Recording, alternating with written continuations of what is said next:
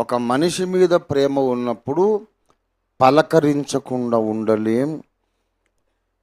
ఆ మనిషి పలకరించకపోతే మనం బాధపడతాం.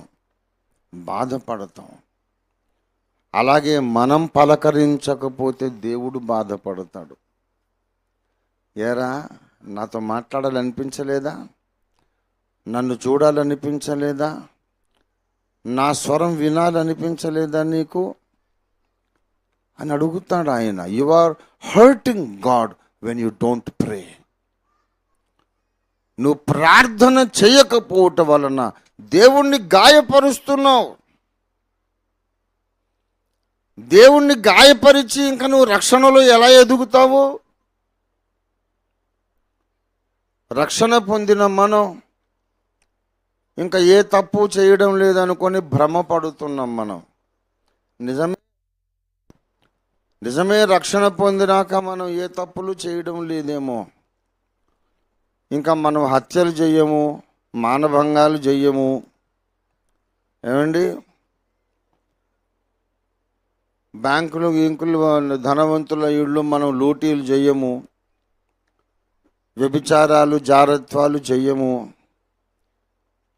ఏదైనా బ్యాడ్ హ్యాబిట్స్ అంతకుముందున్నా అవి కూడా మానేస్తారు. సిగరెట్లు, చుట్టలు, బీడీలు, కళ్ళు, సారా మానేస్తారు. అయినా సరే ఇంకా దేవుణ్ణి గాయపరుస్తూనే ఉంటారు. అన్నీ మానేసి రోజు ఒక్కసారైనా దేవునితో మాట్లాడదామని ప్రయత్నించరు. దేవుడు నీతో మాట్లాడాలని ఆశపడుతున్నాడు, మరచిపోకు.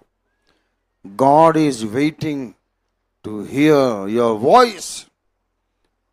పరమగీతము దయచేసి పరమగీత గ్రంథంలో దేవుడు మాట్లాడుతూ ఉన్నాడు. దేవునికి స్తోత్రము. 2వ అధ్యాయం పరమగీతము 2:14 వచనం. బండ సందులలో ఎగురున పావురమా, పేటు బీటలను ఆశ్రయించు నా పావురమా, నీ స్వరము. చాలామంది యేసయ్య స్వరము మధురము, యేసయ్య ముఖం మనోహరం అని పాటలు రాశారు. అందులో నాకు డిస్ప్యూట్ లేదు. విశ్వంలో ఉన్న స్వరాల్లోకెల్లా మధురాతి మధురమైన స్వరము నా యేసయ్య స్వరమే. విశ్వంలో ఉన్న ముఖాలన్నిటికంటే అందమైన ముఖము నా యేసయ్య ముఖమే. అందులో డిస్ప్యూట్ లేదు. కానీ ఇక్కడ పరమగీతం 2:14 చెప్పింది యేసయ్యను గూర్చి కాదు, బండ సందులలో ఎగురుచున్న పావురాన్ని గూర్చి చెప్పాడు. బండ సందులు అంటే బండ చీలిపోయిందని అర్థం. చీలిపోయిన బండ ఎవరు తెలుసా? మన ప్రభువైన యేసు. చీలిపోయిన బండ యొక్క సందు లోపల ఆశ్రయం పొందిన పావురం ఎవరంటే సంఘ కన్యకనే పావురం. యేసు ప్రభువుకు దాక్కోవటానికి బండ సందులు అవసరం లేదు. ఆయనే బండ. మన కోసం చీలిపోయాడు.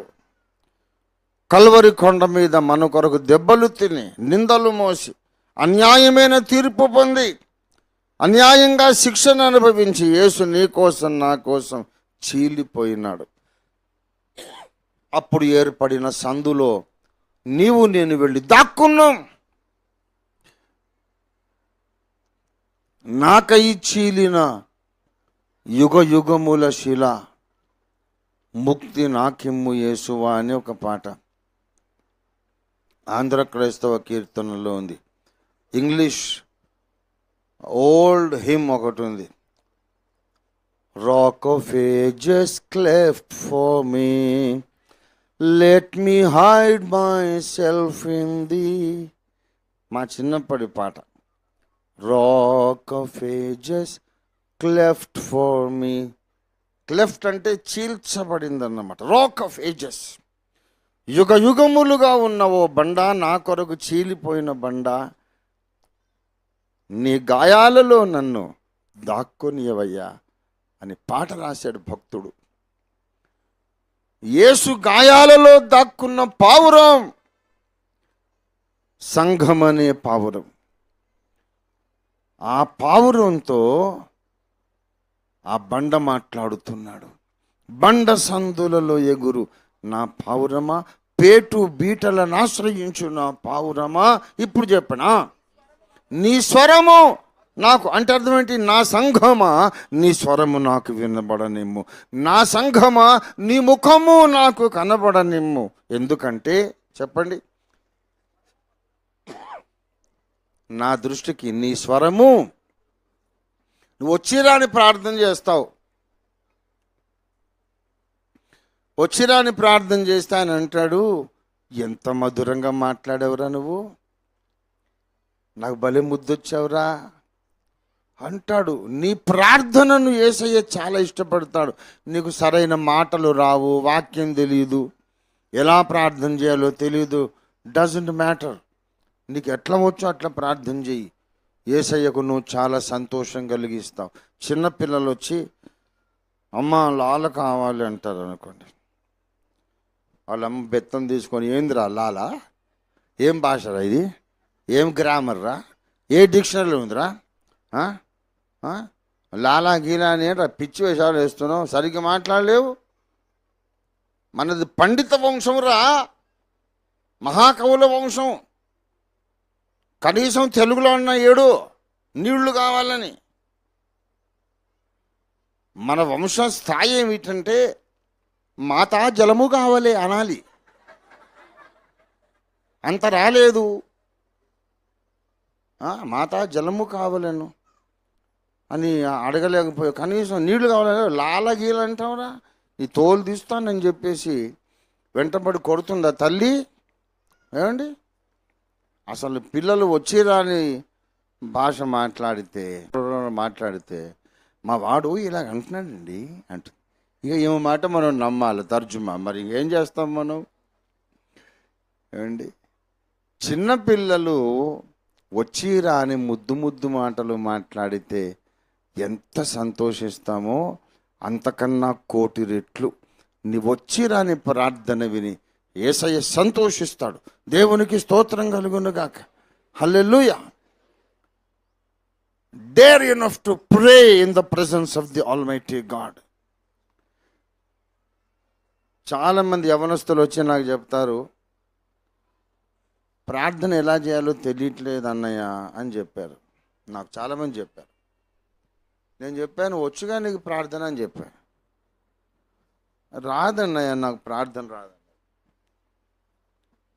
వచ్చురా బాబు, నువ్వు ప్రార్థనే చేస్తున్నావు. ఇప్పుడు ప్రార్థన రావడం లేదు అని నాకు చెప్పావుగా, నువ్వు మోకరించు, కళ్ళు మూసుకో, ఇదే మాట అనేసయ్యి, యేసయ్యా ఎలా ప్రార్థన చేయాలో నాకు తెలియడం లేదు అను. అదే ప్రార్థనగా ఆయన పరిగణిస్తాడు. దేవునికి స్తోత్రం కలుగునుగాక. ప్రార్థన చేత కావట్లేదు తండ్రి అని అంటే అది నీ ప్రార్థనలోని మొదటి లైన్ అన్నమాట. దేవునికి స్తోత్రం కలుగునుగాక. ఆ మొదటి లైన్ అన్నాక 2వ లైన్ అదే వస్తుంది. దేవునికి స్తోత్రం, హల్లెలూయా. నడక నేర్చుకునేటప్పుడు మొదటి 4 అడుగులే కష్టం, ఆ తర్వాత ఇంకా పరిగెత్తడమే. ప్రార్థనలో స్టార్టింగ్ ట్రబుల్ అంతే. నాకు రాదు అనుకుంటావు, రాదన్నంతసేపు రాదు. ఆ రాదనే మాట మనిషికి చెప్పడం బదులు దేవునికి చెప్పేసి నీ ప్రార్థనలో అది తొలిమెట్టు అవుతుంది, తొలి అడుగు అవుతుంది. నువ్వెన్ని లక్షల మైళ్ళైనా యేసయ్యతో నడవగలుగుతావు. దేవునికి స్తోత్రం కలుగునుగాక. నీ ముఖము మనోహరం, నువ్వు ఎలా ఉంటే అలాగే యేసయ్యకు ముద్దొస్తావు.